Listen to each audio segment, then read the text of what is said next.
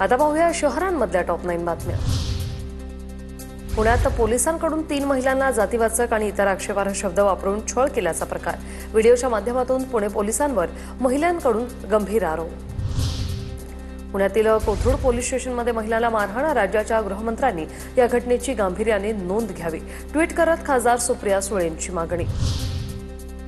महिलांना कोणत्याही प्रकारची जातीवाचक शिवीगाळ अथवा मारहाण करण्यात आली नाही। पोलीस उपायुक्त संभाजी कदम यांनी महिलांनी केलेले आरोप फेटाळले। पुणे पोषकार अपघात प्रकरणातील आदित्य सूदला 3 दिवसांचा तात्पुरता जामीन मंजूर।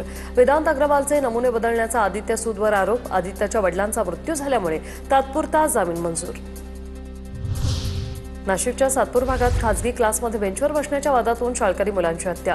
बेंचवर बसण्याच्या वादातून 10वी शिकणाऱ्या यशराज गांगुर्डेला दोघांकडून मारहाण झाली होती। हत्येप्रकरणी 2 विधी संघर्षित बालक पोलिसांच्या ताब्यात।